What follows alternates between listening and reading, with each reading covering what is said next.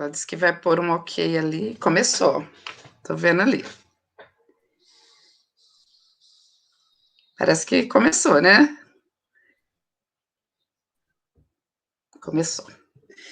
Boa tarde a todos e todas e todes.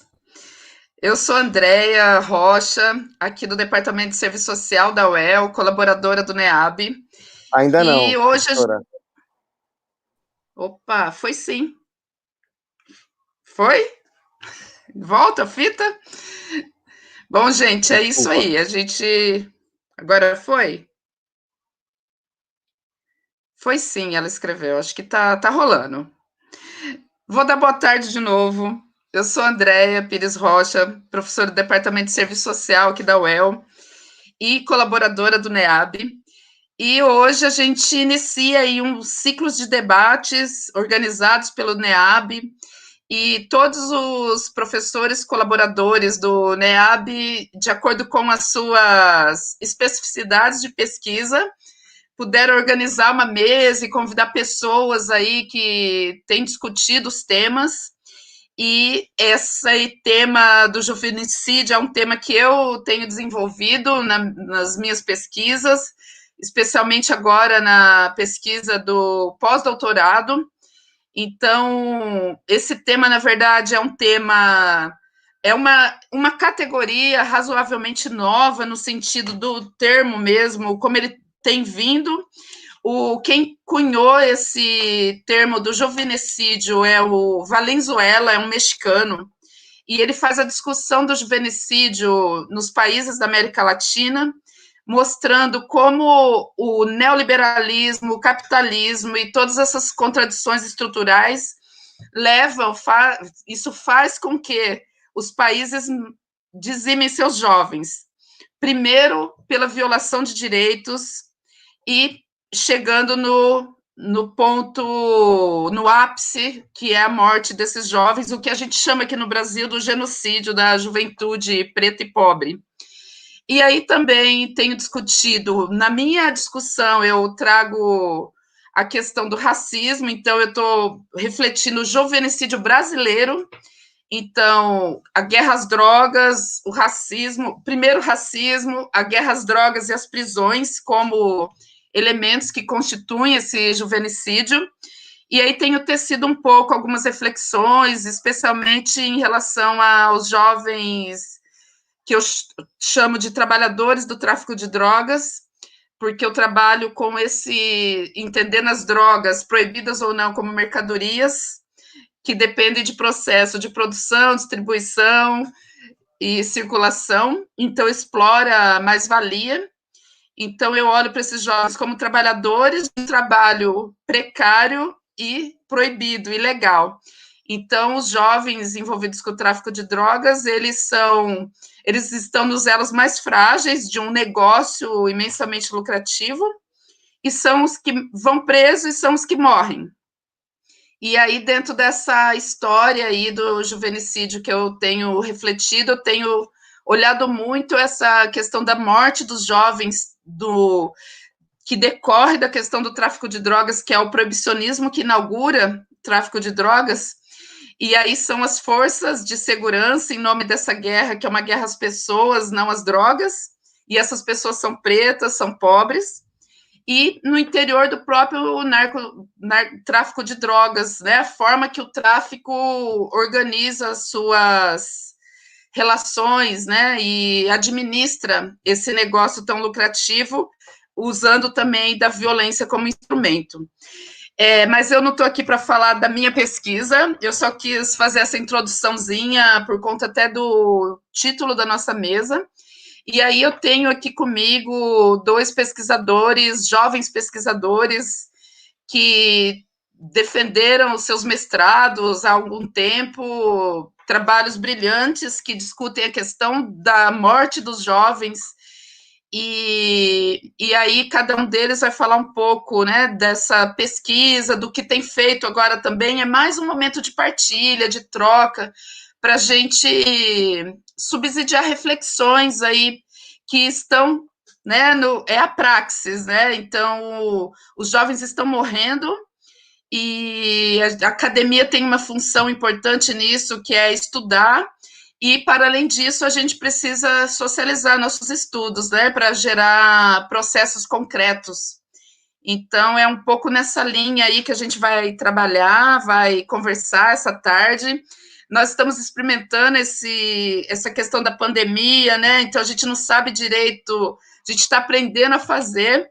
Então, a gente está testando esse horário de 16 horas aí, vamos ver como que fica, né, para as pessoas. E, de qualquer forma, essa conversa vai ficar no nosso canal do YouTube do NEAB. Então, para um acesso aí para quem quiser, quando quiser. Eu vou só falar dos nossos convidados, falar o nome deles, e cada um vai se apresentar à sua maneira. Então, a gente está aqui com o Anderson Ferreira, doutorando em Sociologia aqui da UEL, e cursou também o mestrado em Ciências Sociais aqui na UEL. O Anderson estudou a questão das mortes de jovens aqui na nossa região, né, aqui em Cambé. E aí depois ele vai explicar melhor, contar melhor para a gente sobre esse estudo dele. E estamos com o Paulo Ramos, também doutorando em Sociologia pela USP, pesquisador do Núcleo Afro do SEBRAP. O mestrado dele foi em Sociologia lá pela UFSCar. E aí também o Paulo também estudou a questão da morte, né, dos homicídios contra os jovens, e aí a gente vai trocar, os dois têm ponto de partida diferente, e aí eu penso que a gente vai aprender bastante aqui na conversa com os dois. Aí eu vou pedir para os dois só se apresentarem assim, depois. Ah, não, acho que vamos mudar. O Anderson se apresenta e já faz a sua fala, acho que pode ser assim, né? E depois a gente passa para o Paulo. Pode ser, gente? Então, Anderson, fique à vontade. Vamos ouvir você, tá?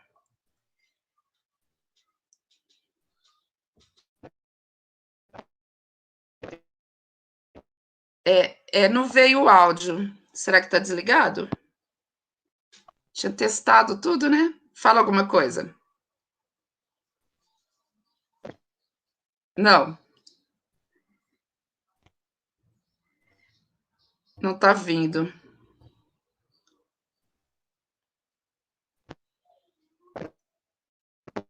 Ele está chiando, dá a impressão que está com algum mau contato aí do cabo, alguma coisa assim. Se você tenta ligar o microfone, Anderson. Mas está ligado, né? O microfone do aplicativo está ligado.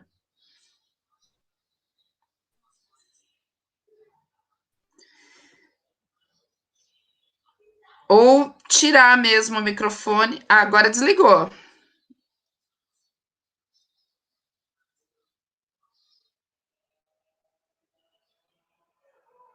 Agora travou. Aí ligou. Viu? Quem está assistindo, saiba que nós testamos tudo isso agorinha. É a dinâmica do online, ao vivo, né? Tenta, Anderson, falar. Não, não está vindo. Será que a gente inverte? Se você tirar e falar direto no notebook, será que rola? Vamos tentar? Me ouve agora? Parece que deu. Isso. Isso. Agora eu vou desligar o Tudo meu. bem? Fique à vontade. Tá. Bom, primeiro, então, agradecer ao NEAB, a pessoa da Andréia, agradecer à professora Maria Nilza também, pelo convite, a Inaê, que é nos bastidores, e ao Paulo, aí, um prazer aí falar dele. Ah, bom, o meu nome é Anderson, eu fiz graduação na UEL, especialização também, graduação em Ciências Sociais, especialização em Ensino e Sociologia e mestrado em Ciências Sociais. O mestrado eu fui orientado pelo professor Kleber da Silva Lopes, professor de departamento, e também ele é coordenador do LEGS, o laboratório que eu faço parte. E, bom, antes de falar, já que eu vou tocar direto aqui agora, né, eu queria falar um pouco sobre como eu cheguei no tema dos homicídios, e aí eu vou para mim ficar mais fácil, assim, explicando a trajetória também, para chegar na academia e tudo, né? Bom, então acho que é importante falar, eu sempre morei em territórios e são caracterizados como periferia, aqui da região de Londrina, aqui em Cambé, ou também já morei em bairros do município de Londrina. Cambé, para quem não sabe, é da região metropolitana de Londrina, município da região metropolitana. Então, na minha adolescência, morando nesses bairros, que ainda moro até hoje, inclusive a gente se organizava em pequenos grupos, que a gente chamava de banca, né? E era grupos de aproximadamente 20 ou 30 jovens, né? E em um determinado momento, esses grupos eles vão entrar em conflitos e desses conflitos vão começar a gerar homicídios e tal. Isso entre o período de 2000 e 2005, né, que eu fui mais atuante. Então, isso é importante também, porque, bom, depois eu acabei fazendo outras coisas da vida, inclusive trabalhando no terceiro setor, sobretudo, com a garantia de direitos de jovens, de adolescentes e jovens, e também num período com pessoas em situação de rua.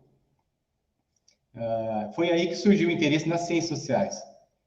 Então, nas ciências sociais eu entrei muito tarde, já com 27 anos, que eu comecei a fazer a graduação e tal. E os homicídios em particular, eu fui começar a estudar só no mestrado. Então, foi uma trajetória, né? Foi no período que eu fazia especialização, 2016, que eu fui conhecer, sabe, tinha um professor que estudava segurança e tal, né? Aí que eu fiz o processo seletivo, aí Kleber aceitou o desafio de me orientar e foi a partir daí que a gente começou a caminhar. Então, até o mestrado, eu não conhecia muito pouco sobre a literatura que fala sobre homicídios no Brasil. Conhecia na prática o que tinha acontecido por morar na periferia, né? E aí fui descobrir que a literatura ela trabalha grande parte com dados sociodemográficos, que são basicamente dados, e algumas outras com pesquisando processos criminais, análise de processos criminais. Mas pouco se tinha de pesquisa sobre a relação entre o agressor e a vítima, e como a relação leva ao desfecho que é o homicídio. Aí o método e a minha pesquisa se encaixou nessa ideia, né? E eu fui levando a pesquisa, a dissertação de mestrado nessa narrativa. Quem quer entender como funcionava a relação entre o agressor e a vítima. E aí eu tomei um cuidado por ter essa experiência como jovem aqui do bairro e conhecer as dinâmicas aqui, então eu tive cuidado de olhar influenciar nessas dinâmicas.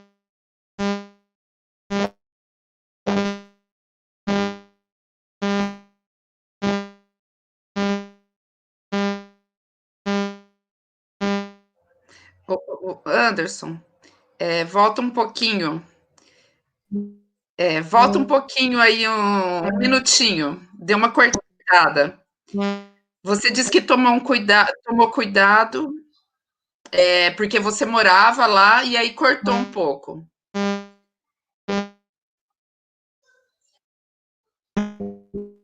Caiu. É isso aí, gente.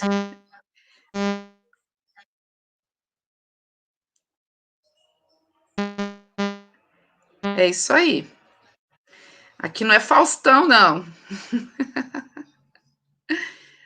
Vamos tentar retomar, Anderson?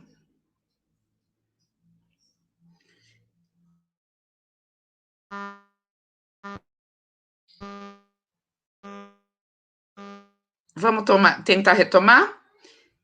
Tá desligado o seu microfone. Fala alguma coisa para a gente ouvir.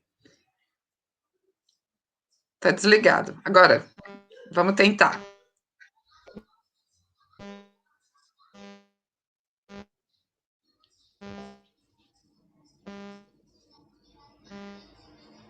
Não. Ai, tá tão legal, né? Tanta coisa legal que ele tá falando. A gente vai resolver isso. Eu acho que eu vou propor a inversão enquanto. Vamos tentar a última vez, Anderson. Fala alguma coisa para ver se veio. Não. Agora voltou, o pessoal escreveu ali. Tenta. Não, vamos com paciência, né? A gente parece que vai dar certo. Não.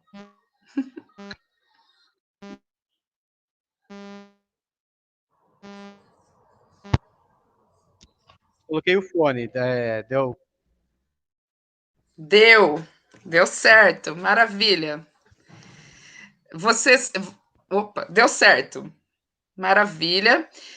A gente parou de te ouvir quando você disse com cuidado metodológico, pelo fato de você também residir ali na região. Foi ali que a gente parou, tá? Se você puder retomar daí. Eu, o meu cuidado era no sentido de pensar o que tinha de olhar para o passado, né? O que de fato nos influenciava ali. Então. E aí, então, a dissertação ela narra alguns homicídios da década de 90.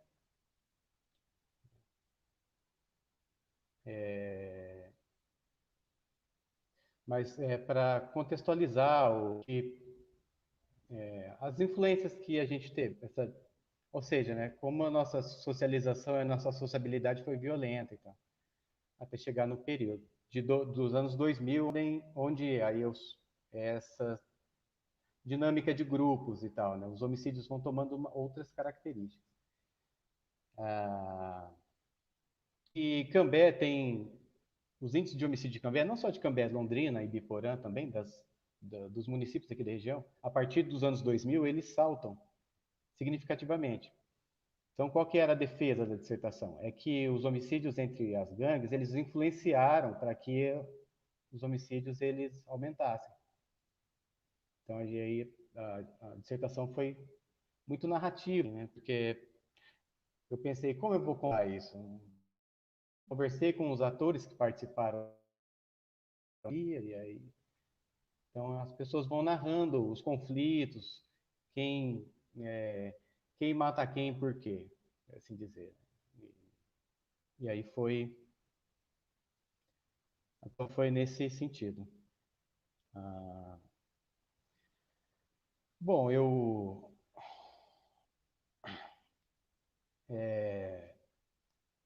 aí por que a tese, né? Aí a tese é assim, como ela dialoga com a dissertação. Porque então de alguma forma os homicídios foram muito selecionados por mim já com essa característica de grupo. Para quem nos ouve é assim, né? Então o, os jovens se organizam em grupos que a gente chama, um termo nativo, bancas. O que acontece com essas bancas? Elas carregam geralmente o nome de um que é caracterizado como líder do grupo, e eles em algum momento vão entrar em conflito, por vários motivos. Pode ser por estar no mesmo lugar e algum olhar atravessado para o outro, questão de namoradas, os motivos são diversos. O fato é que quando esses meninos eles entram em conflitos, eles, o conflito ele tem capacidade de gerar outros homicídios por conta da retaliação, é uma vingança. Então, só um minuto que isso. Aí eles vão gerando vinganças e a gente trabalhou com essa hipótese. A ideia da tese é ver o quanto isso impacta no município como um todo, porque o que a gente percebeu é que os homicídios eles extrapolam as regiões. Às vezes a dinâmica é da região e o homicídio ocorre no centro da cidade ou em outros locais. Ou homicídios de outra região também acontecem aqui. Mas a ideia nossa é olhar para o município como um todo. Então, a tese está mobilizando aproximadamente 400 homicídios, e desses fazer um recorte para ver quantos que são ligados a esses grupos e tal. Mas, então a minha pesquisa ela é micro, ela é muito focada assim, em região, em território. Ela olha para processos de urbanização. Acho que a capacidade de olhar para o processo evolutivo das armas de fogo nesse processo, o tráfico de droga, não só pensado como um, um mecanismo que em si ele é o, o, o que leva o jovem a matar, por a relação econômica pura e simples do tráfico, mas como o tráfico também ele é utilizado para você conseguir recursos, se armar, para poder resolver conflitos que os grupos têm. Isso vai mudando com os anos, e a dissertação mostra um pouco disso também. Isso tem, lógico, penso eu, né, impacto por conta do processo de encarceramento, que aí outras alianças são feitas nas cadeias, nos presídios. Mas um pouco da pesquisa é isso, entender o processo retaliatório, o impacto dele e entender um pouco a dinâmica, por que esses jovens estão se matando. Mas olhando ali para o micro, para o grupo, para a relação mesmo. Sim, a gente não deixa de levar em conta a fragilidade do Estado Democrático de Direito, por assim dizer.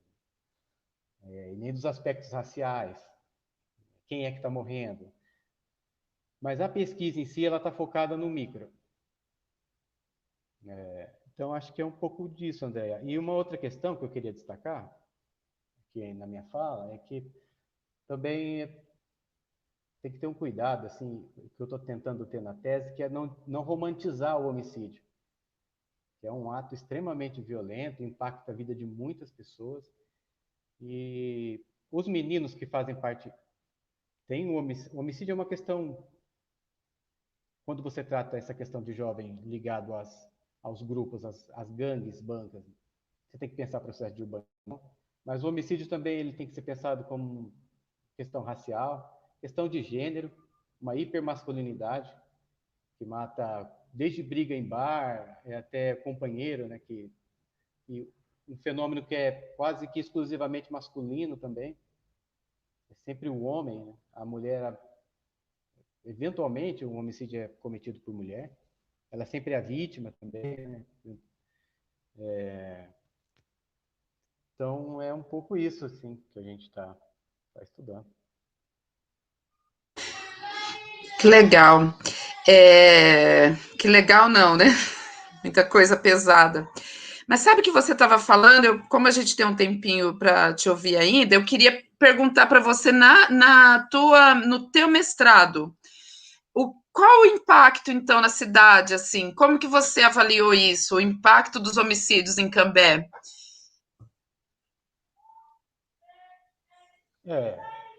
A minha dissertação, ela traz 77 homicídios que aconteceram aqui no bairro, num bairro, né, específico. E aí são homicídios que, ora, uma parte deles é da década de 90, um tipo de homicídio muito particular, que é o de bar, relação de uma masculinidade mais do indivíduo que está no bar, que não gera retaliação, quer dizer, e de conflitos interpessoais do companheiro que mata a companheira, assim, né? E aí uma fração dos homicídios já foi, a parte maior deles foi ligada a esses grupos, mas a parte dos grupos que eu estudei foram 10 gangues, assim, né? E os homicídios que decorreram dos conflitos entre eles. E aí, numa terceira parte, eu tento mostrar como esses desfechos aconteceram nos anos de 2012 e tal, né? Como esses conflitos que aconteceram entre 2000 e 2006, eles vão ter impacto em 2012. E aí entra também a polícia, né, que acabou executando alguns meninos nesse processo. É bom lembrar, André, não sei se você sabe desse dado, mas Cambé, entre 2004 e 2006, foi o segundo município do Brasil que mais matou jovem em proporção adulto. É aquele chamado índice de vitimização juvenil. Porque aqui era morte de jovem.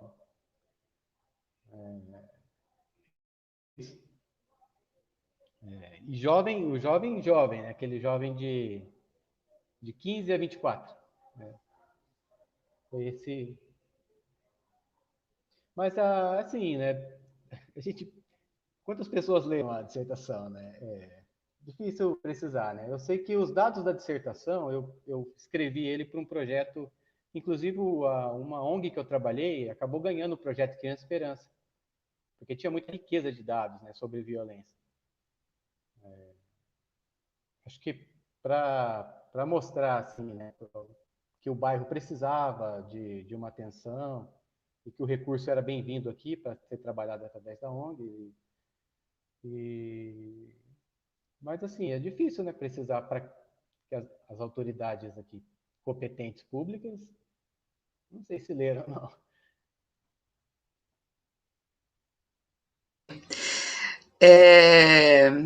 Acho que por enquanto, né? Depois a gente vai fazer questões. Como eu disse, eu tenho algumas questões para você, para o Paulo também.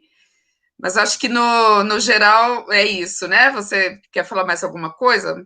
Mais algum elemento interessante da tua pesquisa? Acho que por enquanto é isso, André. Tá bom. Estou ansioso ouvir o Paulo. Isso, tá certo. Obrigada, Anderson. Então, agora eu convido o Paulo para fazer uma exposição sobre as pesquisas, as reflexões que tem tecido, e aí depois a gente bate um papo, tá? Obrigada.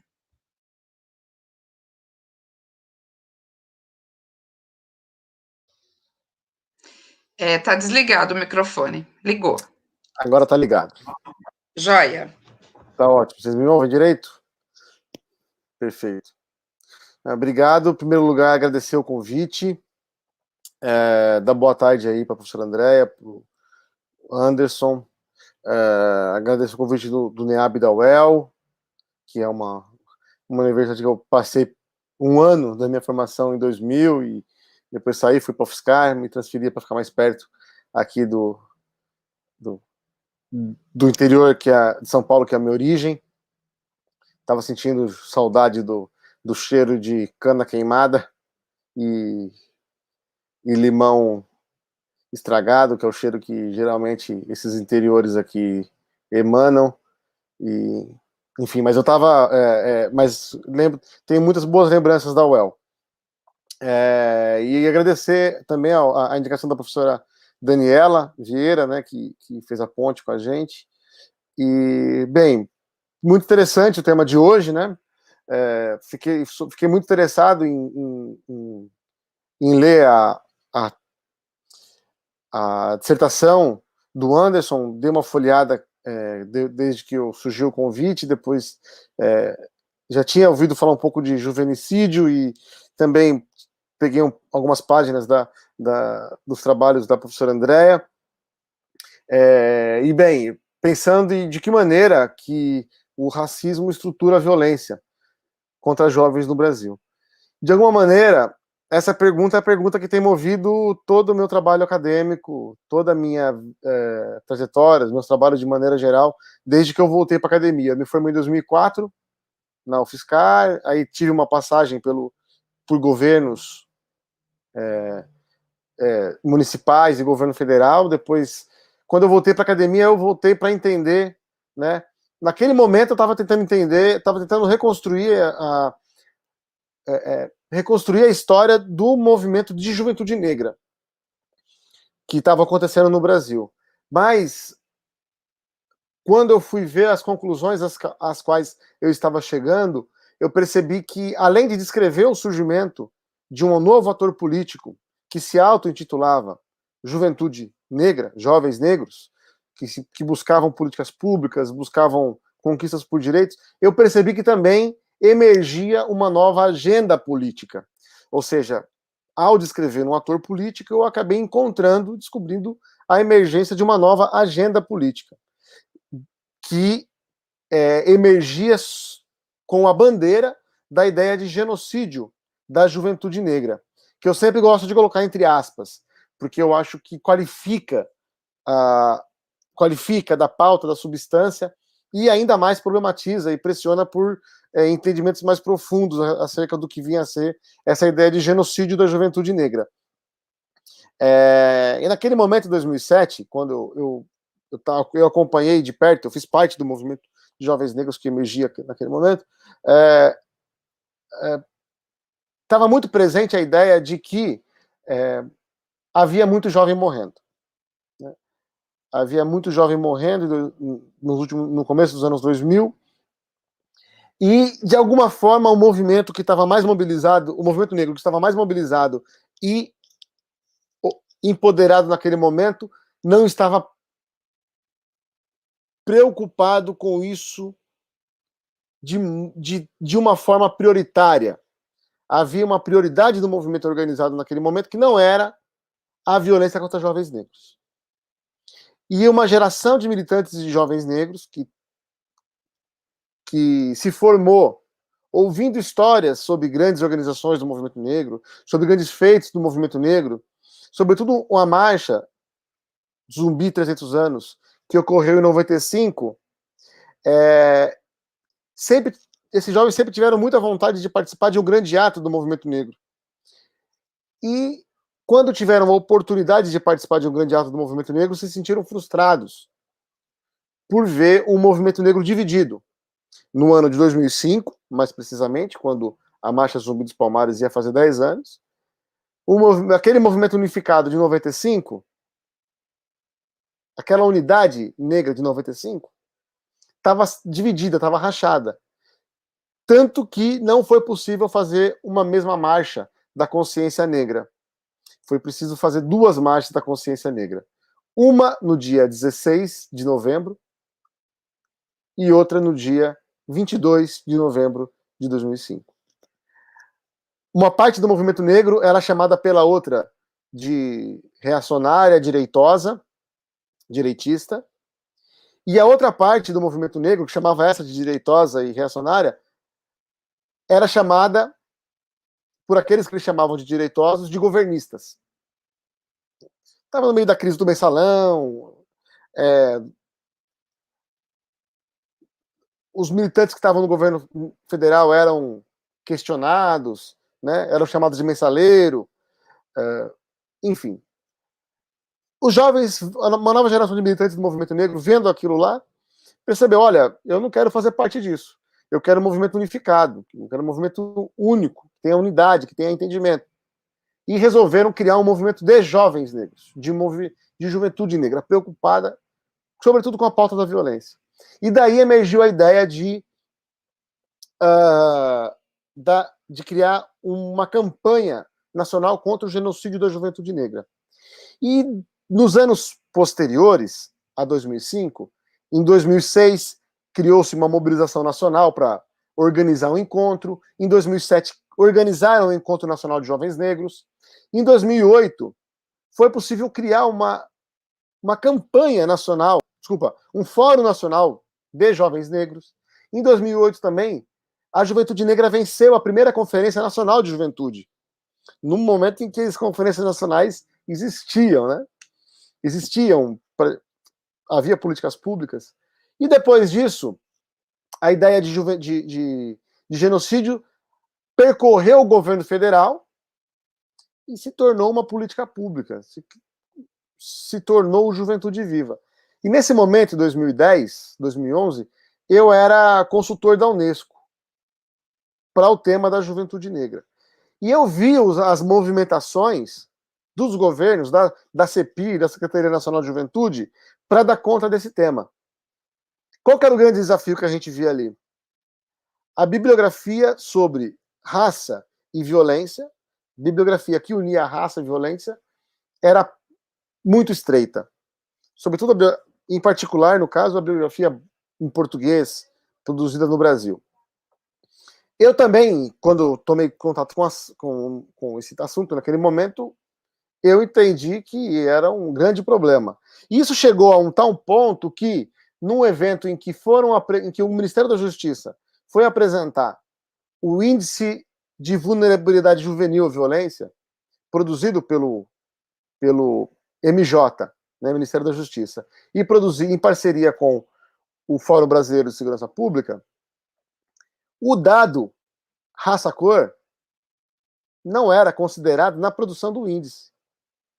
Ou seja, não era possível ver entre os jovens quem que era mais vulnerável do ponto de vista racial, se eram mais vulneráveis os brancos ou os negros.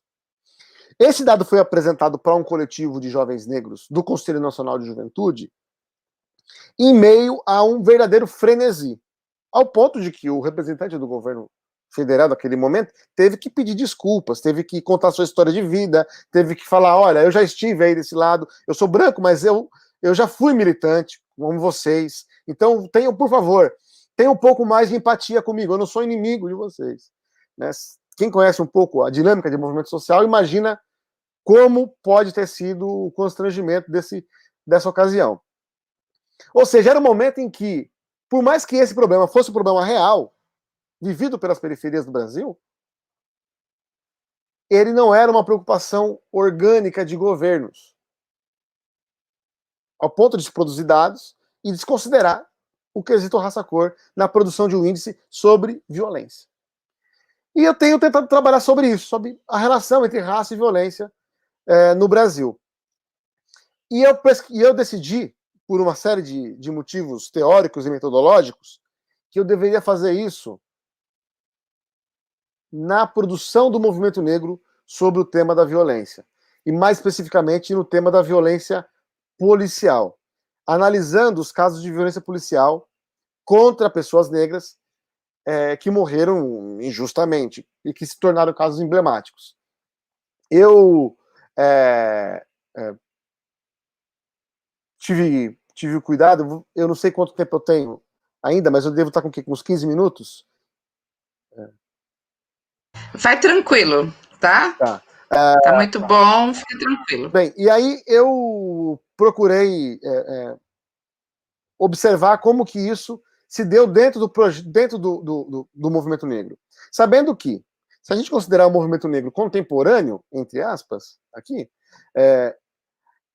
está no mito de fundação do movimento negro contemporâneo a violência policial. A violência policial, ela faz parte da história do movimento negro, no sentido de que toda vez que se repete a história de fundação do movimento unificado, é patente que tenham 3 elementos. É obrigatório que se tenham 3 elementos. Né? O ato de fundação nas escadarias do Teatro Municipal, no dia 7 de julho de 1978. O ato de discriminação racial contra jovens que eram da equipe juvenil de vôlei do Clube de Regatas Tietê. E o assassinato por tortura, a morte decorrente de tortura policial de Robson Silveira da Luz, em São Paulo, no 44º DP de Guaianazes, que é um bairro que fica na periferia de São Paulo. E eu pensei, bom, eu vou ter que... E não tinha um trabalho que contava a história do movimento negro contra a violência policial. E eu fui por esse caminho. Inicialmente eu tomei a decisão de selecionar alguns casos emblemáticos com os quais eu tive contato, sobretudo em São Paulo, porque, enfim, São Paulo tem uma capacidade de ressonância maior do que outras cidades do Brasil, talvez só menor do que o Rio de Janeiro, né?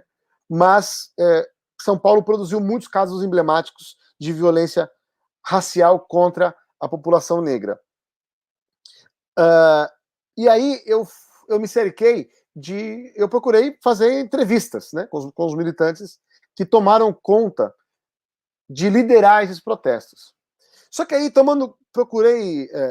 quando eu fui fazer as entrevistas, a memória desses militantes muitas vezes não era completa. Eu fui fazer o quê, então? Eu fui me apoiar também em documentos da época. E quando eu cheguei nos documentos da época, eu percebia, sobretudo nos anos 80 e nos anos 90, que a denúncia de uma vítima da violência policial era seguida de outra. e mais outra, e mais outra, e aparecia uma lista. E aí eu descobria que aquele segundo caso emblemático, que, por exemplo, é um caso de Campinas, de um rapaz chamado Benedito Ezequiel, que morreu no bairro de classe média alta da cidade de Campinas, com 24 anos, com um tiro na boca. Ele também era seguido de outro caso, e mais outro caso, e mais outro caso. E eu entendi que era preciso acompanhar o desenvolvimento da denúncia num terceiro nível de desenvolvimento. Observando os documentos ali, eu comecei a perceber que a ideia de genocídio, embora já estivesse presente no livro do Abdias do Nascimento, em 78, não fora incorporada pelo protesto negro em 78, 79, 80, 81, como os jovens negros fizeram em 2007. Eu percebi que, quando o movimento negro falava de violência policial, naquele momento, ele falava de discriminação racial. E ele não falava de genocídio negro. Isso nos anos 80. Da mesma maneira, eu percebi que nos anos 90, a palavra de ordem que ia se repetir sistematicamente para falar de violência policial era a palavra de ordem: reaja à violência racial. Desse processo de análise, eu depreendo 3 fases. Uma fase que eu chamei de discriminação racial, uma segunda fase que eu chamei de violência racial, e uma terceira fase que eu chamei de genocídio negro. Isso completamente baseado nos estudos nos documentos do movimento negro. Para tudo isso, qual é o entendimento que eu tenho sobre isso? É de que essas palavras, elas cumprem a função de pontes semânticas, ou seja, elas têm a capacidade de fazer a ligação entre o mundo da vida real, da vida cotidiana,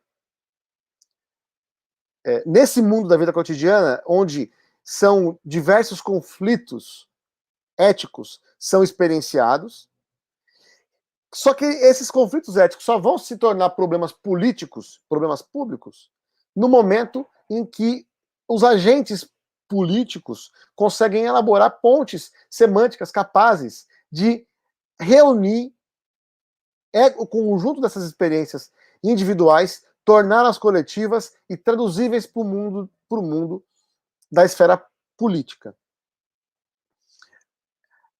Pensando um pouco na teoria sobre o movimento social, isso é teoria do reconhecimento, tá certo? Então você tem um conflito ético, você tem a elaboração coletiva de uma ponte semântica e você tem a pressão por novos horizontes morais.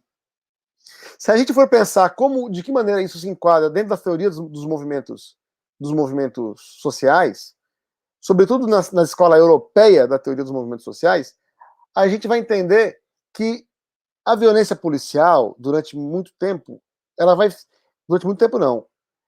se tornar algo inenquadrável dentro das teorias dos movimentos sociais. Por quê? Porque, para as teorias dos movimentos sociais, existem os novos movimentos sociais, que são aqueles que lutam pelo direito da identidade, direitos culturais. Você vai ter os velhos movimentos sociais, que vão ser os movimentos que têm a pauta pelo socialismo, ou seja, são pautas teoricamente, né, de cunho material e redistributivo. E a violência policial não vai ter um lugar para ser observada. Daí que se torna interessante pensar nessa perspectiva da teoria do reconhecimento, porque ela pensa o protesto a partir da experiência vivida. Essa experiência da violência policial enquanto um problema político conduzido pelo movimento negro, quando observado no longo prazo para um sociólogo, tá certo? Dentro de 40 anos, a gente vai perceber que sempre vai estar concorrendo aí dois regimes, 2 ou 3 regimes de subalternização ou de assujeitamento. Um regime, o primeiro, aquele que a gente herdou da ditadura, né? Primeiro, mas não historicamente primeiro. Um regime de assujeitamento, que é o regime político, ideológico, aquele que criminaliza a atividade política coletiva. Um regime de assujeitamento que é racial, que está colocado no plano das relações raciais, que assujeita sujeitos negros. E um outro regime de assujeitamento, que é o criminal. Tem a ver com um debate que o Michel Missi faz, né? O professor Michel Missi faz sobre regimes, sobre a sujeição criminal. O que a gente percebe no processo de denúncia, observando a denúncia do protesto negro contra a violência policial, é que, na verdade, a sujeição criminal, ela é uma consequência da sujeição racial. E o sujeito racializado, sujeito negro, ele passa a ser aquilo que a gente já conhece, né? O elemento suspeito padrão, cor padrão, conhecido pela polícia. Mas isso pensando na violência policial, não pensando nos homicídios como um todo. E uma outra relação, uma outra coisa que a gente percebe em debate com a teoria dos movimentos sociais, é que a violência policial, quando ela vai para a denúncia pública do movimento negro, não existe diferenciação entre o que é pauta material contra o capitalismo das pautas em defesa de uma cultura ou em defesa da identidade.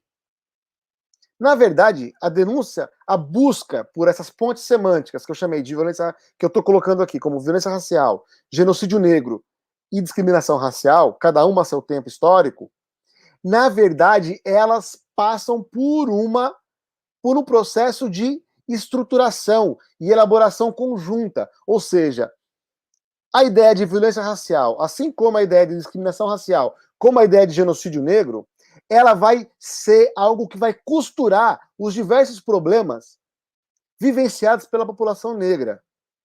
E aí a violência policial vai estar associada ao desemprego, vai estar associada ao encarceramento, vai estar associada à desigualdade na educação, vai estar associada à ausência de história da África nos currículos escolares. Ou seja, vai ser uma pauta de reivindicação que é estrutural. Muito diferente daquela pauta que as pessoas chamam, às vezes, de identitária, né? Essa palavra bem preconceituosa e emburrecedora, né? Do debate sobre movimentos sociais. Então, acho que essa dimensão, e ela dialoga muito com o que o Anderson está trazendo. Porque, por exemplo, no final dos anos 2000, no final dos anos 90 para os anos 2000, olha que interessante, Anderson, tem o movimento negro unificado tocou durante uma década uma campanha chamada Reaja à Violência Racial. Veja, atenção para os termos. Reaja à violência racial. Essa campanha foi substituída no final dos anos 90 para os anos 2000, e no começo dos anos 2000 surge uma nova campanha. A campanha contra a violência, contra a juventude negra, vai ter um outro nome, que não tem nada a ver com essa da Reaja à Violência Racial, mas tem muito a ver com o dado que você traz. A campanha se chama Mano Não Mate, Mano Não Morra. E eu acho que tem tudo a ver com o contexto que você está trazendo aí, certo? A ideia do protesto negro, ela vai chamar atenção para uma nova dinâmica de sociabilidade, sobretudo nas periferias, porque a gramática do mano, né, mano não mate, ele está falando com quem? Ele está falando com uma certa parcela dos contextos urbanos, das grandes cidades, que são periferizadas. Tem periferia, que tem favela, que tem vila, certo? Tem comunidade, para um certo tipo de sociabilidade. E eu acho interessante a contribuição que você traz, Anderson, porque foi uma preocupação minha durante muito tempo, né? Porque a gente sempre viu as grandes resenhas de dados, né? Mapa da violência, Atlas da violência. E eu acho que o que você está trazendo dialoga muito com o que eu encontro no protesto negro contra a violência policial, que assim, qual é o caldo social que produz esses números? Quer dizer que, bem, mata-se 60 mil pessoas por ano no Brasil, é um pouco arbitrário, embora o número esteja correto. Né? Mas no Brasil é um pouco incorreto, porque tem cidades que não se mata ninguém, cara. E nas cidades onde as pessoas morrem assassinadas, não é em todo lugar que se mata. Significa que existem dinâmicas específicas que estão produzindo esses resultados. E eu acho que mais do que a impressão e a comoção por meio do impacto que esses grandes números trazem para a gente, eu acho que é preciso dar um passo adiante, que eu acho que é esse que você está dando. Por quê? O protesto negro contra a violência policial, ele sempre dialogou com a ciência, sempre dialogou com a academia. No final dos anos 70, a ideia de discriminação racial, ela vem junto com o livro do Carlos Rasenbalg, que falava desigualdade e discriminação racial no Brasil. Nos anos 80, quando não havia possibilidade de contagem numérica dos homicídios cometidos pela violência policial ou pelos homicídios como um todo, o movimento negro fazia sua própria contagem de homicídios, reunindo jornalistas, militantes, etc. Ele fazia sua própria contagem. Quando surge, numa parceria com o NEVE, Núcleo de Estudos da Violência da USP, com o GELEDES, Instituto da Mulher Negra, um primeiro levantamento da violência policial por raça-cor, isso muda a chave do protesto negro. Certo? Isso muda a chave e aí vem com força a campanha Reaja à Violência Racial. Da mesma maneira, eu tenho que dizer, nos anos 2000, os primeiros mapas da violência vão dar outra substância do protesto negro contra a violência. Que aí é que vem a ideia de ressignificação da bandeira do genocídio.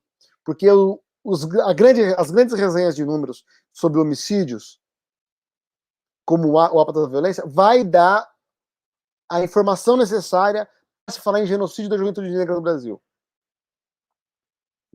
E eu acho que é preciso dar um salto no debate sobre violência, sobre homicídios. Durante muitos anos, o campo da violência negou a existência de racismo, né?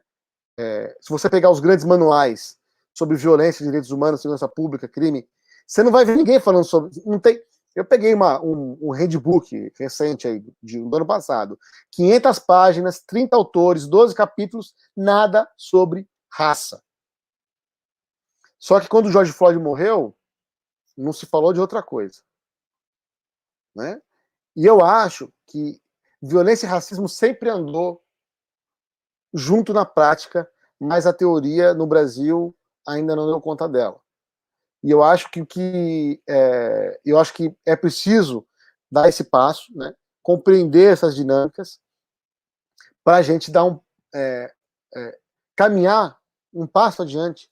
Eu acho que a relação entre violência e desenvolvimento e condições materiais, né? Eu acho que isso é curioso, né? Porque a gente imaginou que com a democracia a gente ia reduzir encarceramento, nós iríamos acabar com a violência, e junto com a redução da pobreza e com a democracia, a gente ia acabar com a pobreza e com a repressão. No entanto, que a gente viu, né, mesmo com a crise do neoliberalismo no governo Lula, né? Teve inclusão social, teve avanço democrático, teve distribuição de renda.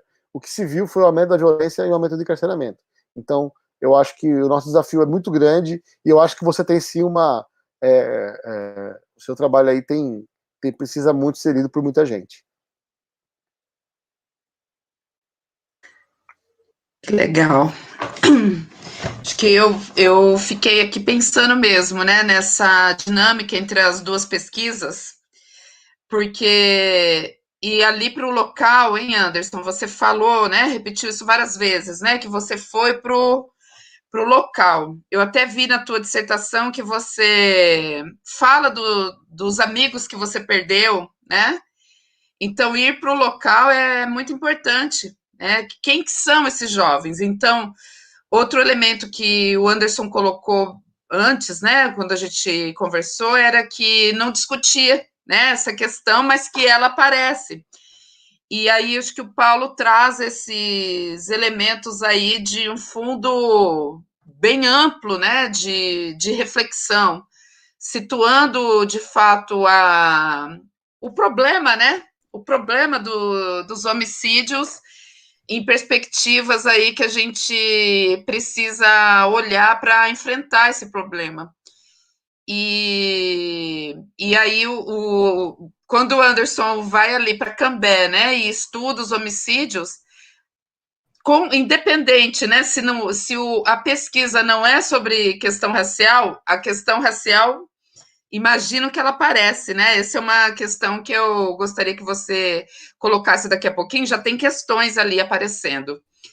E aí o Paulo, né, levanta um elemento essencial, como que até um tempo esse recorte, né? Então, não sei se aí na minha leitura tem a influência do mito da democracia racial, né? De que o Brasil não tem racismo, né? Diferente dos Estados Unidos, no Brasil todo mundo é misturado, então do desserviço do Gilberto Freire, né, na interpretação das relações sociais do Brasil, que tem o racismo como um elemento estruturante. Então, e essa voz aí do movimento negro, apesar de toda essa dinâmica, né, que é dos movimentos, então, essa dinâmica de olhar de frente, né, que hora junta, hora se fragmenta, mas a meta ali da problematização e de pautar mudança, acho que ela está ali, né? Apesar das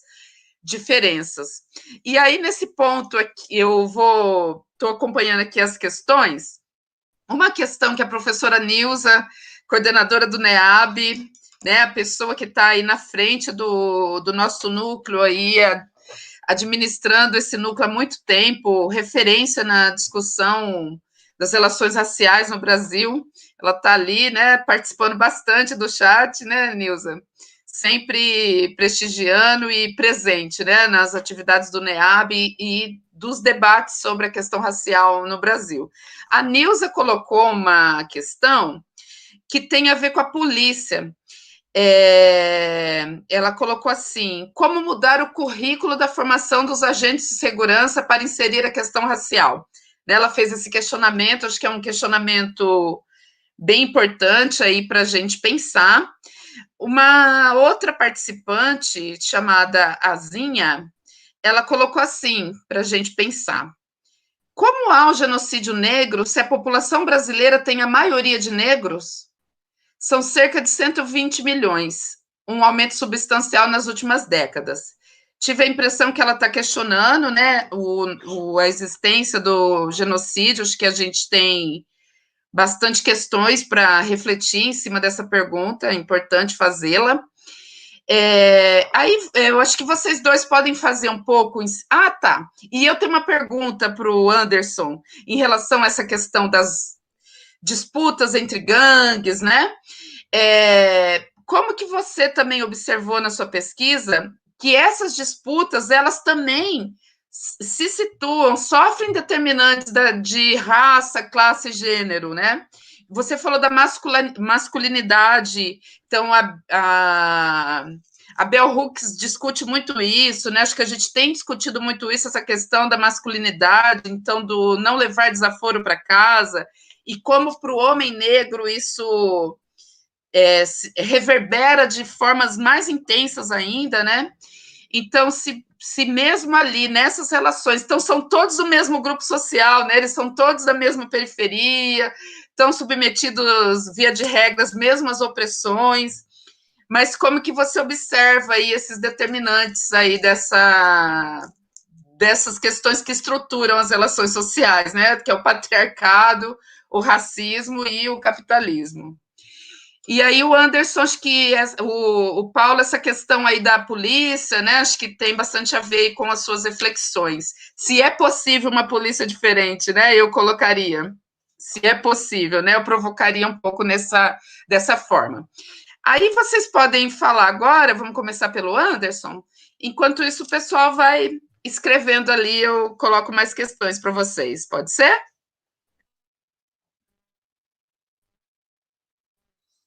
Então, pode mandar brasa aí, Anderson. Obrigada.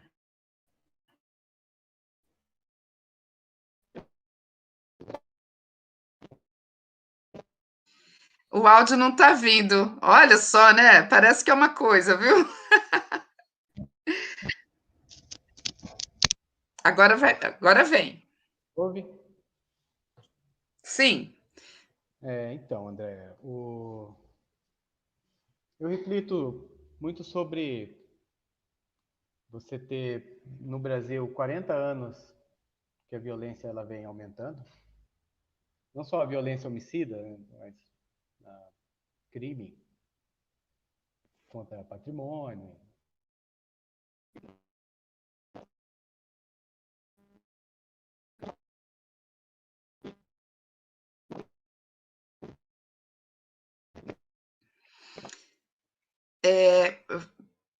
Vamos voltar aqui. Olha, eu liguei o meu de novo. Cortou. A gente quer muito te ouvir, viu, Anderson? Então, cada vez que cortar, eu vou interferir aqui e dar o toque que está cortando. Não sei se talvez voltar sem o fone, só com o computador, se talvez agora. Porque tem alguma que veio. Sem fone agora. Tá, não, eu disse que a violência.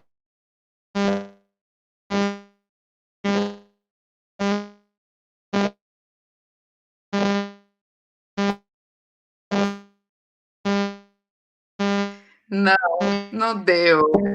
Não deu. Agora não deu de novo. Eu vou pedir para você desligar o seu microfone, Anderson. A gente toca para o Paulo e a nossa Inarê querida que está aí nos bastidores ajuda a gente a encontrar uma solução, tá? Não sei se talvez sair, voltar, vamos ver. Viu, Paulo? Você pode então tecer nas reflexões então agora, enquanto a gente resolve essa questão do áudio do Anderson?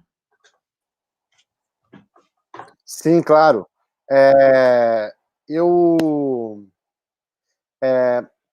Eu acho que o Anderson vai melhor com o áudio com esse aqui, o headset. Às vezes a gente tem muitas.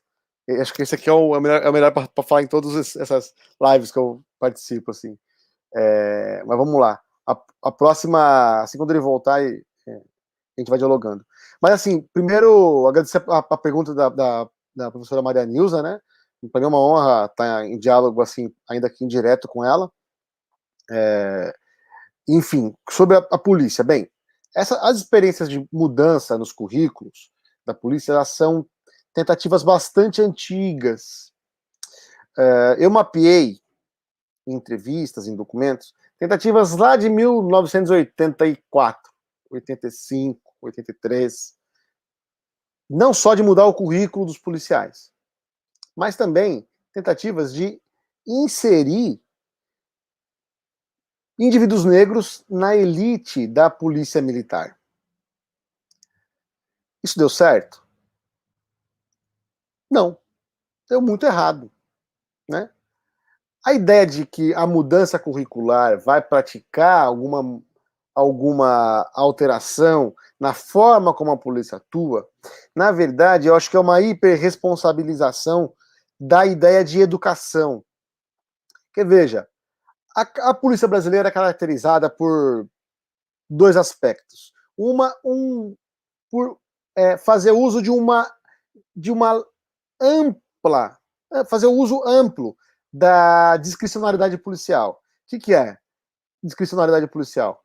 É ele tomar as decisões dele independente de quaisquer protocolos, certo? Em segundo lugar, existe uma chamada cultura de rua do policial. O que é? O conhecimento que ele adquire não nas academias, mas é o conhecimento que ele adquire quando ele passa a fazer a ronda ostensiva. E aí ele aprende o que com quem? Ele aprende que ele não tem protocolo. Ele faz o que ele quiser e ele aprende com quem? Com os policiais mais velhos. Agora, esse fazer o que ele quiser, com quem ele bem entender, sempre tem alguma restrição. E nesse sentido, o que ocorre com o policial nesse momento é a incorporação de um hábitus racial. Essa incorporação de um hábito racial é entender que o suspeito dele, que a filtragem racial que ele pratica, a filtragem, o perfilamento do suspeito, né, a seleção do suspeito, ela é feita com base em características raciais dos sujeitos que estão sendo vigiados. A incorporação desse hábito racial por meio da identificação dos suspeitos através de características que são a cor, que é o cabelo, que é a roupa, todas elas estão identificadas com características de raça e classe. Trabalhos como o da Carolina Schlittler, que foi orientada pela professora Jaqueline Signoretto, na Universidade Federal de São Carlos, são muito didáticos com relação a isso. Ela acompanhou os policiais na rua, entrevistando os policiais enquanto eles faziam as batidas deles. Tem um trabalho também da Letícia Simões Gomes, que é orientanda do Sérgio Adorno, na USP. Ela tem um trabalho bastante interessante, que ela observou a ausência da questão racial nos currículos de formação dos policiais. Então, assim, não há... Assim, as pessoas dizem, então, Paulo, por que você está sendo pessimista? Você acha que tem que desmilitarizar a polícia militar? Não, eu não acho que tem que desmilitarizar a polícia militar. Eu acho que tem que criar um novo sistema, um arranjo de policiamento, que desloque a polícia da unidade federativa e desloque a polícia, o sistema de justiça também da unidade federativa. Não é o policial que mata, simplesmente. O policial mata e a justiça o absolve. Os casos emblemáticos que eu acompanhei, alguns deles, os policiais confessaram o crime, confessaram que plantaram arma, confessaram que mataram um inocente. O que a justiça faz? Absolve.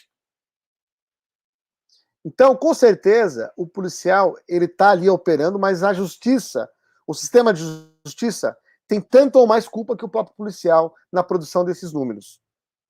Em segundo lugar, né, a observação do genocídio, né? O que é? Como pode haver um genocídio? Bem, essa é uma discussão longa. Primeiro, genocídio é um objeto da lei penal, tanto brasileira quanto do direito internacional. A lei penal do Brasil internacional tem três características. A primeira delas é um ato dirigido contra um povo. Segunda, ele tem a intenção de matar ou eliminar, né? Terceiro, pode se eliminar parcialmente ou inteiramente. Não é Aqui, às vezes, a gente pensa que o genocídio é aquilo que aconteceu no Terceiro Reich alemão com a câmara de gás, a formação de guetos. Não precisa ser só assim, né? Em terceiro lugar, que eu gostaria de falar sobre genocídio é o seguinte: genocídio se tornou hoje uma categoria política, de luta política, por pressionar por novos horizontes, e é assim que ela precisa ser entendida. Então, eu considero que não é porque a população negra no Brasil cresceu, não é porque a população negra no Brasil é a maioria, que não se pode falar em genocídio. Agora, tem algumas compreensões. Tem a do senso comum, como isso que é limitar o genocídio a um fenômeno que aconteceu lá na Alemanha. Segundo lugar, pode ser uma ideia de direito. Terceiro lugar, existe a ideia de ser um fato político.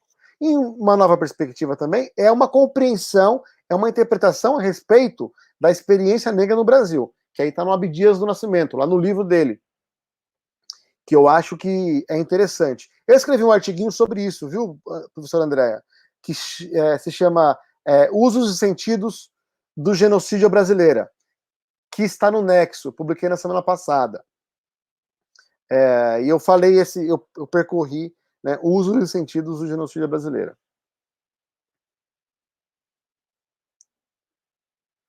Legal, vamos procurar. E aí, parceiro? Eu acho que agora vai, né? Hein, Anderson? Tá assim, vai ficando aquele clima, olha. A hora que começa a falar, cai, nossa, a gente fica na expectativa. Me ouve? Agora vai? Pode falar.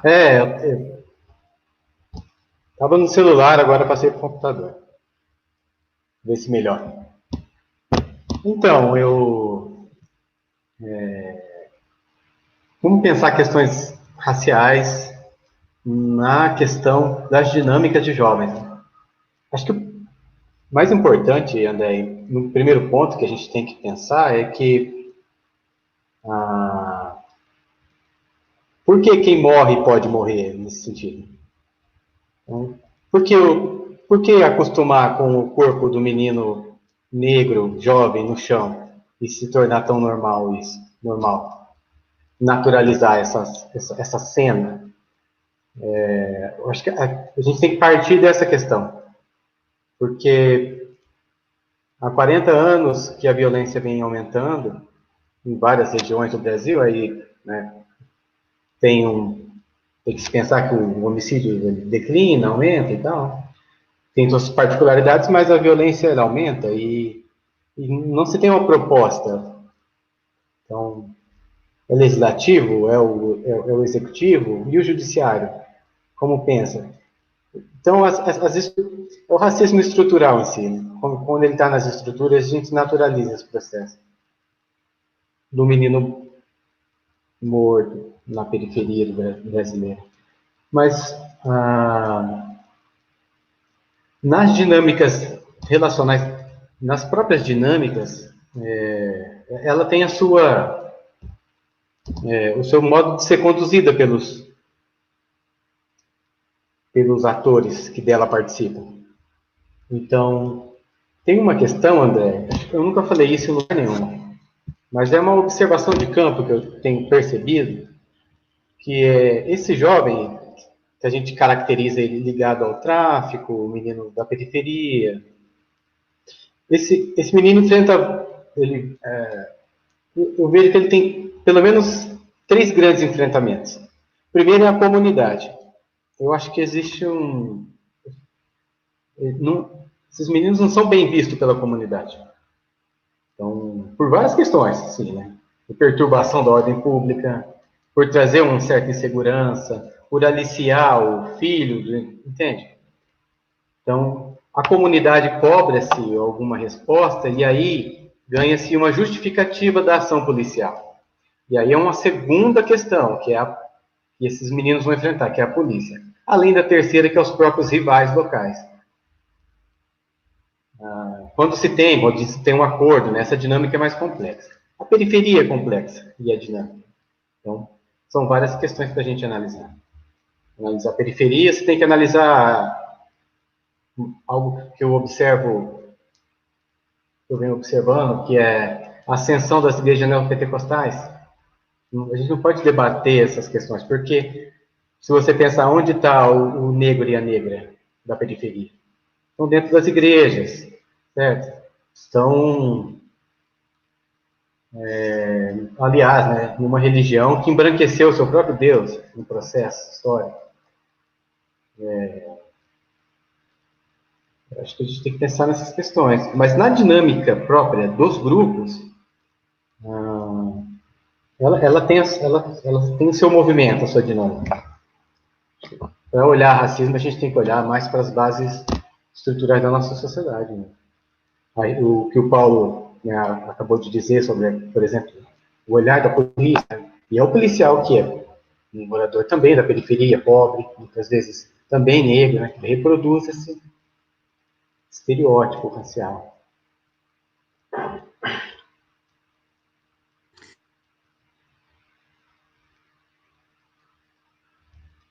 Opa, Microfone, André.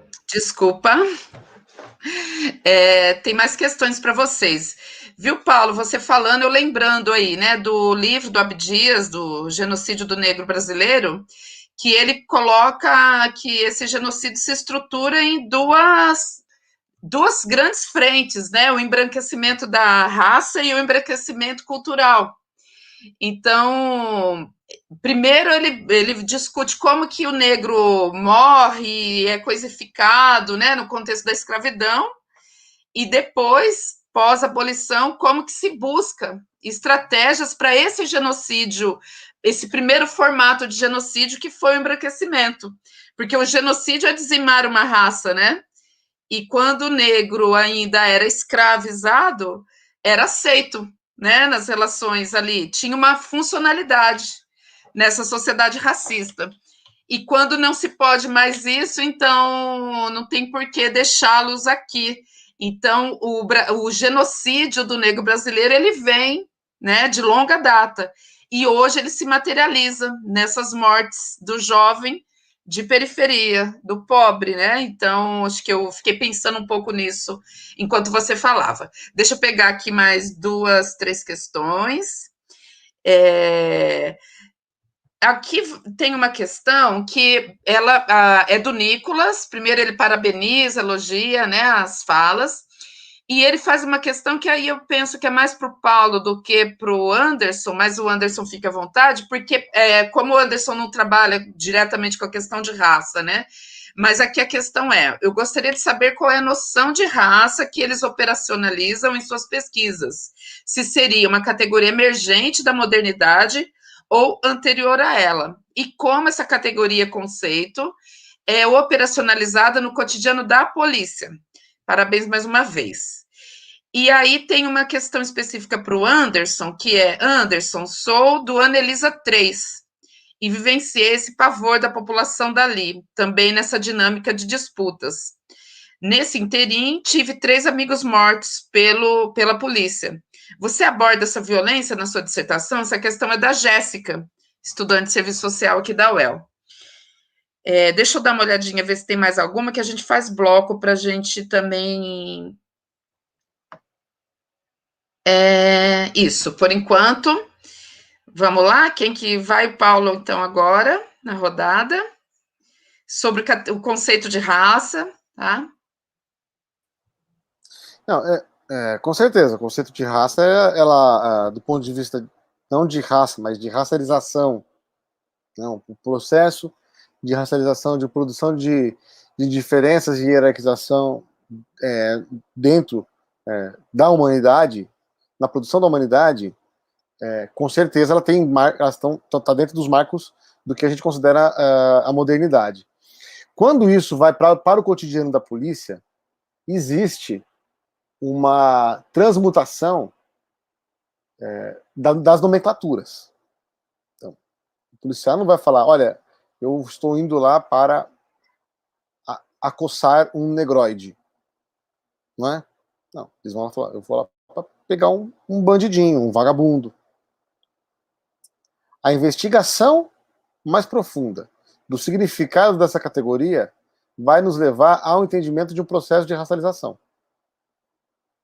Então, veja, o processo de racialização, ele não está explícito numa linguagem da ciência do século XIX, que é como a gente muitas vezes opera, né? Mas é um processo de assujeitamento de sujeitos por meio de tipificação, essencialização, estereotipação. E aí, o bandido, ele é o negro, por uma série de associações consecutivas. Ao ponto de os policiais assumirem que eles privilegiam a abordagem de indivíduos que têm uma classe, que tem as marcas, que carregam consigo as marcas de uma classe específica. Ou seja, eles assumem que são pobres, que eles preferem os pobres. Mas quando eles vão descrever os pobres, eles estão descrevendo um negro. Entendeu? Isso não é um achado meu, isso está nos trabalhos como, por exemplo, dessa que eu falei, da Carolina Schlittler. Assim, agora, o que eu chamo a atenção é como que a ideia de um criminoso, na verdade, ele é uma das formas de representação de um negro, mas não o negro afirmativo, como esse que a gente quer nas universidades, mas o negro negativo, o do estigma, que o racismo quer fora, quer da sociedade, quer morto, certo? E eu tenho comigo que é preciso ter uma compreensão mais substancial do que significa esse sujeito, né? Então é isso, assim, as categorias que aparecem no espaço da polícia é essa, né? Tá dentro desse. Não sei se eu respondi a contento aí o Nicolas, certo? Tá ótimo. Acho que é assim, conheço o Nicolas, as pesquisas dele, acredito que era o centro da pergunta era isso, esse debate mesmo. Eu só queria, antes do Anderson começar a falar, lembrar vocês que tem uma listazinha de presença ali, para quem fez inscrição no site da UEL e está precisando de horas aí, né, nas atividades de AC, e enfim, para qualquer outro motivo, aí é só preencher essa fichazinha, essa lista de presença e ter feito a inscrição no site da UEL, que terá o certificado, tá? Aí, Anderson, a pergunta da Jéssica.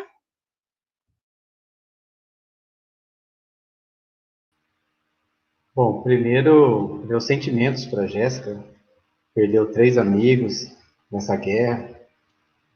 Falar para a Jéssica que eu perdi 11 no meu período de grandes amigos, assim, 4 muito próximos que frequentavam até a minha casa. Então, meus sentimentos. E isso é muito comum, Jéssica, quando a gente... Eu falo muitas pouco, eu tive muita pouca oportunidade de falar assim, em congresso ou algumas vezes. Mas sempre tem alguém que depois me procura e fala, poxa, eu perdi alguém, eu conheço que perdi alguém. Isso mostra o que os dados já confirmam, que cada 3 brasileiros, um pelo menos tem alguém próximo ou já perdeu alguém vítima de homicídio. Então, se somar os últimos 40 anos, a gente matou mais de 1.300.000 pessoas assassinadas. Mas aí, referente a essa morte por polícia, ela é chamada de morte por intervenção legal, nem é homicídio. E ela é quase impossível não falar quando você fala das dinâmicas próprias dos jovens que estão envolvidos nesse processo retaliatório, porque em algum momento há conflito com a polícia. E aí se encerra uma carreira ali e tal, né? E outras jovens vão tomar postos e vão continuar a dinâmica. Então, eu vou falar assim. Tenho alguma dificuldade para conseguir esses dados, primeiro para saber qual é a quantidade, mas é um dado que eu já estou correndo atrás também, que é a morte por intervenção legal. Mas sim, eu pretendo trabalhar essa questão, sim. É porque não tem como, né? Faz parte da dinâmica. Essa polícia de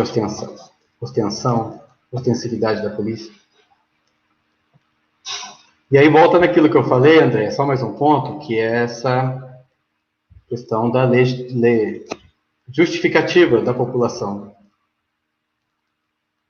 com essa violência policial.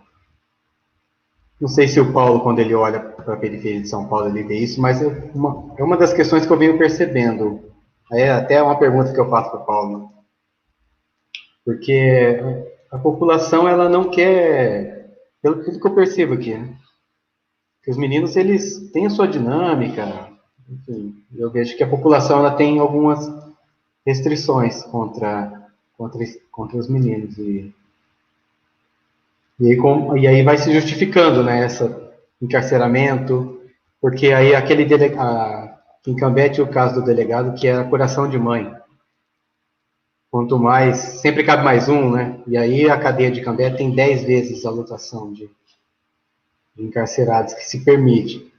E aqui na região, André pode até saber mais disso, mas o encarceramento aqui em todas as cadeias são públicas, as pessoas são julgadas e nem são transferidas para presídio, porque nem tem mais condição, essa superlotação nos espaços. Mas é um problema que a gente tem que enfrentar, né, de olhar para a população, começar a perceber que a gente tem que mudar esses processos. Criar situações para esses jovens também poderem sonhar com algo diferente, que não seja a criminalidade dos que estão. Acho que é um pouco disso, André. Tá certo. Apareceram outros comentários ali, alguém colocou que a polícia matou 5.000 pessoas no Anuário Brasileiro. Eu até já levantei um dado que são 6.000 e poucas pessoas que foram mortas, e é muita gente para um Estado matar, né?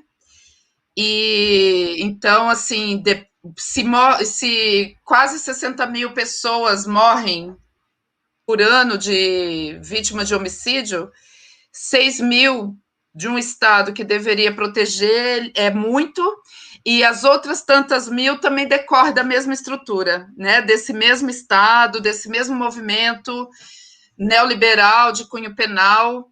Enfim, esses números, esses índices de guerra, eles não podem ser naturalizados nunca, né? Nunca, a gente não pode aceitar esse índice de guerra, por mais que se construa ideologia que justifique essas mortes desses jovens, e é uma pena, porque é esse Estado, esse modelo de sociedade que faz com que esses jovens matem o outro, né? Como o Paulo levantou aí até da bandeira do movimento negro, que o Mano Brown, inclusive, né, fala muito isso, canto para que o Mano não morra e também não mate. Então, penso que essa é uma bandeira nossa mesmo de luta, reflexão, de engajamento. Tem uma outra questão aqui, dos casos elucidados, a grande maioria foi de negros mortos por negros, mais brancos são mortos por negros do que o contrário. Isso não seria o caso de se enxergar sociologicamente de modo plural?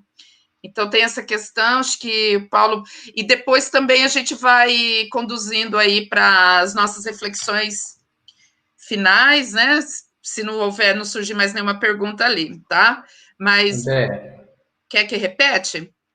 não, Oi? acho que é bom destacar também que o número de suicídios de policiais aumentou. Ou seja, ele é um trabalhador também que é colocado nessa dinâmica complexa.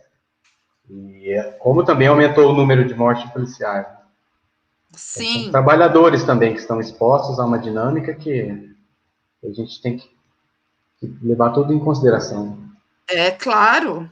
Um trabalho estressantíssimo, E, na verdade, assim, né, gente, eu passei a pergunta, mas eu também, né, tô eu aqui, né, a mediadora tá falando pra caramba.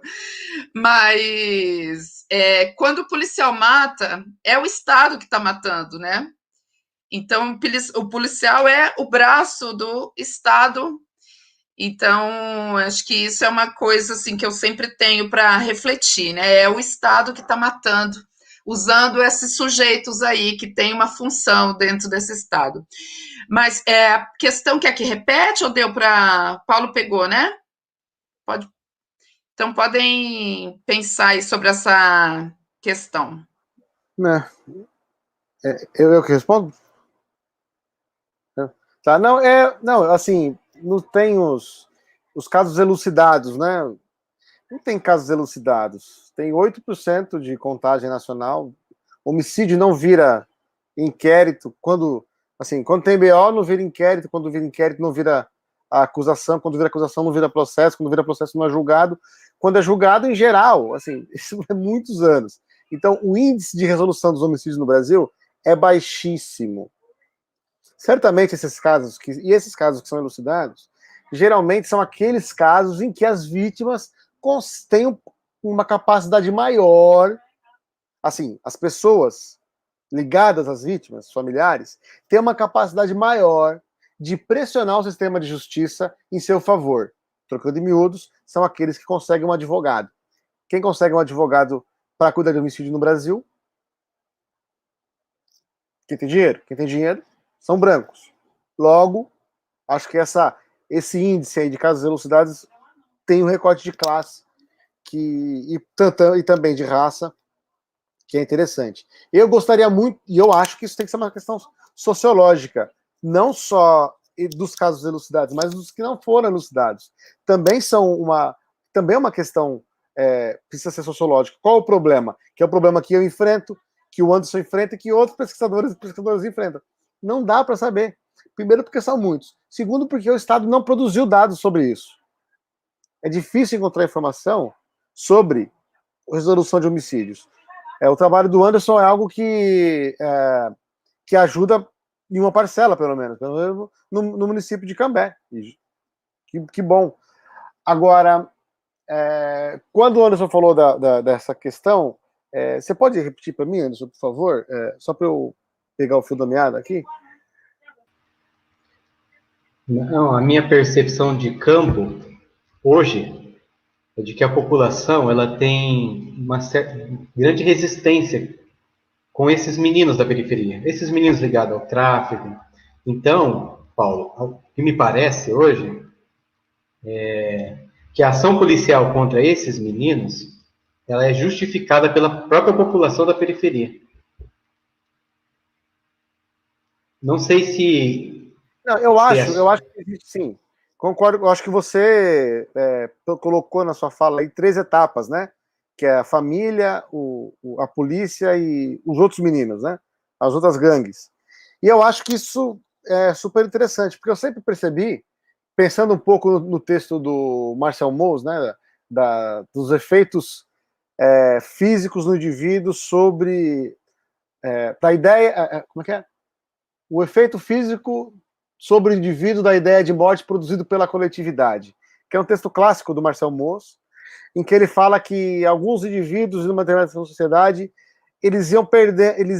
as instituições daquela sociedade iam de tal modo produzindo a crença de que o sujeito ia morrer, e de fato ele vinha morrer, de feitiçaria. No caso do Marcel Mauss.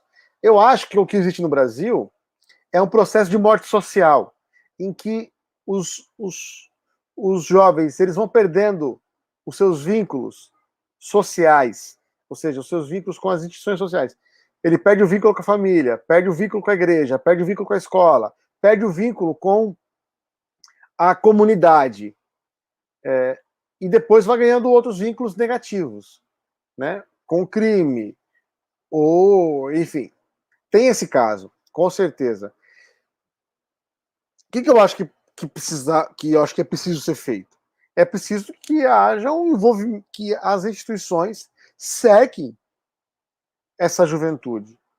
E, novamente, voltando aqui, eu acho que tem um processo que está dentro da unidade federativa. Ou seja, é o Estado do Paraná, é o Estado de São Paulo, é o Estado do Rio Grande do Sul, é o Estado do Mato Grosso.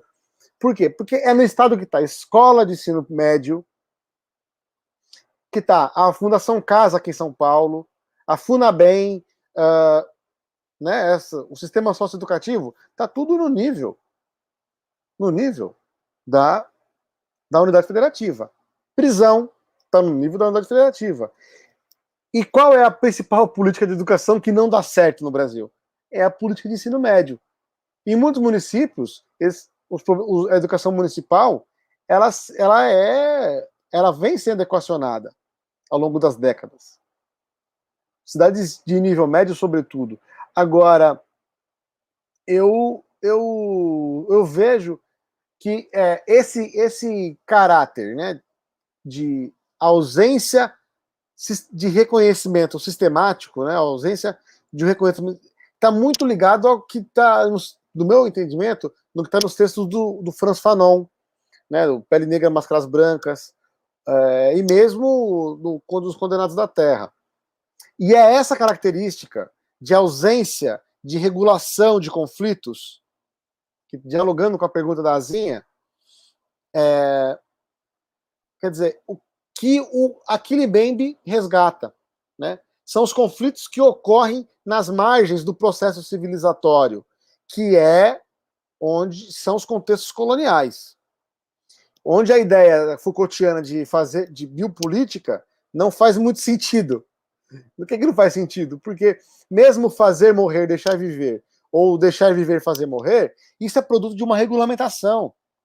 É produto de uma regulamentação. Só que nos territórios coloniais não existe regulamentação e pacto social. E é por isso que a ausência de reconhecimento, ela não é episódica, como o Axel Honneth fala na tese dele. Ela é estrutural, ela é sistemática. E é por isso que é preciso passar a regular essas dinâmicas. E os adolescentes estão no meio disso. E eu acho que, por exemplo, a gente precisava de uma política nacional de ensino médio, né? Estruturada, pesada, sabe? Que desse conta de... Olha, ensino integral o estudante odeia, mas a gente precisa fazer isso. Uma política integral para ensino médio. O jovem odeia ficar o dia inteiro na escola, mas a gente precisa colocar o dia inteiro na escola, porque é ali que ele vai conseguir produzir recolocar o jovem numa trajetória, no círculo virtuoso. Tá bom, é claro, mas isso não pode ter a polícia no meio, porque senão ele vai ser assassinado com um tiro na cabeça, com uniforme e mochila escolar, né? Então eu vejo por esse ponto de vista. Então eu acho que isso é uma moral produzida, Anderson, por uma ausência, por uma ausência de reconhecimento, em que paulatinamente esses jovens vai perdendo os elos sociais, né? É contraditório? É contraditório. É contraditório. É preciso... Esses jovens não morrem à toa. E aí você tem também os epifenômenos disso. Você tem os programas de televisão, né? Das 5 horas da tarde, na Record, no SBT, na Bandeirantes, que estão falando, e aí eu morei no Paraná, eu sei como é que é, né? Aí é um celeiro desses apresentadores, desses comunicadores que promovem isso. E tem isso em todo lugar do Brasil, que, enfim, é grave. Mas eu tendo a ter a mesma preocupação que você, Anderson. Maravilha.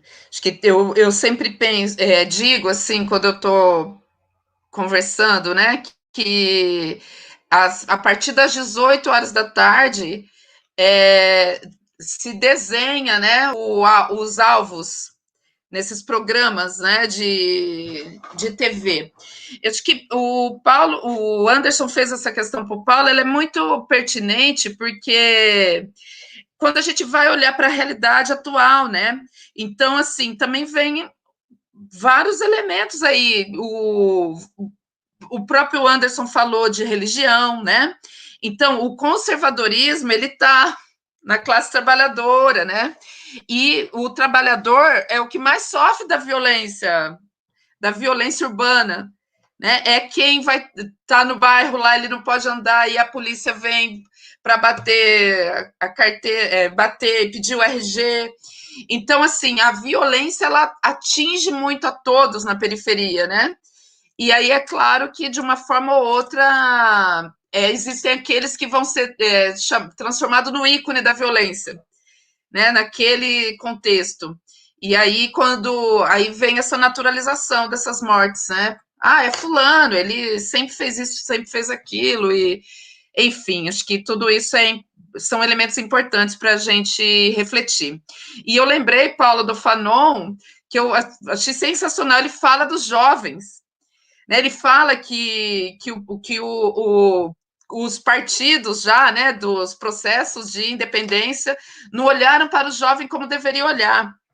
Então, ele fala da indústria de brinquedos, né, de onde vem essas indústrias de brinquedo, que é do império, né, do colonialismo. Então, o modelo, o formato de brinquedo que a indústria leva para os países colonizados, e fala do trabalho, ele fala do problema da desocupação, é doido, né, a gente olhar isso, assim, ele fala disso, que educação, trabalho, ele fala muito de esporte, fala de lazer, então ele fala da importância do partido olhar, né, então ele está falando do partido é quem está no poder, né, dos pós-revoluções, assim, e eu penso que é sensacional, assim, coisa que aqui a gente pouco vê, né, e a gente está tanto tempo, bem entre aspas, né, a gente se livrou, entre aspas, do colonialismo por muito mais tempo.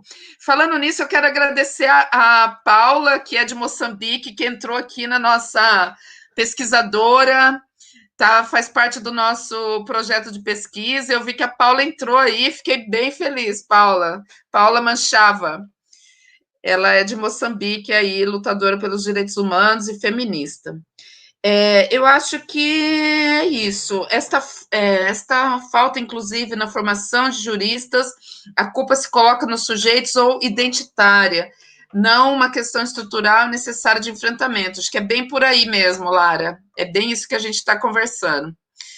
Gente, olha, eu quero agradecer vocês, viu? Todas as pessoas aí que pararam à tarde para ouvir essa nossa conversa, refletir. Tem um poema do Galeano que eu gosto e acho que hoje eu pensei nele, assim, eu sempre mostro em aula, né? Tem um vídeo do Galeano que ele conta de uma história que alguém perguntou o que é utopia. E aí ele fala, é difícil responder, mas a utopia é o que faz a gente caminhar, né? Ela serve como mirante. E então, se as coisas estão como estão, nesse contexto de Covid, as mortes aumentaram, né? A gente precisa problematizar, colocar isso, essa pauta, né, nas nossas discussões, inserir essa reflexão sobre o racismo como elemento estrutural que está por trás dessas mortes. Tem jovem branco da periferia morrendo, tem também, então é pobre, é preto e pobre que está morrendo. E aí pensar mesmo em ações, em que saia, né? Que a gente saia da academia, que a gente. Acho que o Anderson leva lá para a Prefeitura de Cambé tua dissertação, teu projeto de doutorado. Leva a do Paulo, que tem várias propostas ali também. Acho que a gente precisa ocupar esses espaços, né? Senão a gente fica falando, só falando, né? Porque a academia é um lugar muito cômodo, a gente está ali, a gente pode tudo, tecer todas as reflexões que a gente quiser na academia. Agora, como a gente vai desenvolver processo contra-hegemônico, aí a gente precisa, de fato, ir construindo isso. Eu agradeço muito vocês, peço para vocês darem um tchauzinho aí, fazer uma consideração final. Não quer falar, não? Já deu tchauzinho? Aí pode. Não, você falou da tchauzinho. Mas pode falar, Anderson, aí algumas considerações finais para a gente ir encerrando o nosso momento. Eu só tenho a agradecer a você, André, pelo convite, agradecer ao NEAB, na pessoa da professora Maria Nilza, de quem eu admiro muito, uma grande amiga também, Mariana Panta, que faz parte aí do NEAB. E é isso, acho que os desafios são muitos que a gente tem pela frente, sobretudo nesse próximo contexto, nos próximos anos, nesse novo contexto que está surgindo de conservadorismo. E aí, acho que uma boa leitura para esses tempos é o livro que o Paulo citou, que eu li recentemente, que é o livro do Frantz Fanon. Conheci recentemente o autor e me impactou bastante. Assim. Então, fica dica de leitura aí. das pessoas. Pele negra, máscaras brancas. Perfeito. Paulo? Não, agradecer também, parabenizar pela sua excelente moderação, Andréa, muito instigante. Prazer também conhecer o Anderson, desejo muita sorte para ele aí no doutorado, no desenvolvimento da pesquisa. É um prazer para mim poder estar em diálogo com vocês, aceitarei os próximos convites e também estou à disposição, certo? E muito boa sorte para todos nós que estamos precisando. Bom saber. Eu só quero fazer a propaganda aqui dos próximos, rapidinho, tá? Opa, eu abri aqui, sumiu. Calma aí, que eu acho. Achei. Então, gente, aí, pessoal que está ouvindo, assistindo, em outubro, nós teremos, no dia 22 de outubro, o desafio da educação das relações étnico-raciais no olho do furacão. No dia, não vou ler aqui, mas a gente está divulgando, tá? No dia 28 de outubro, teremos o Ministério Público no Combate ao Racismo. No dia 4 de novembro, as ações afirmativas e os NEABs das universidades do estado do Paraná. Dia 18 de novembro, musicalidades negras, raça, cultura e resistência. E no dia 25 de novembro, Relação Brasil e Angola, lutas, independência e cultura, a figura do Agostinho Neto. Então, fica o convite aí para todo mundo, acompanham as nossas redes, curte o nosso vídeo, nós estamos estreando o canal do NEAB no YouTube, então, quanto mais aí a gente divulgar, mais pessoas vão assistir, tá certo? Obrigada a todo mundo, uma boa tarde, boa noite para vocês, para quem tem aula agora à noite, boa aula, para quem vai descansar, bom descanso. Valeu, gente, um abraço. Agora é com a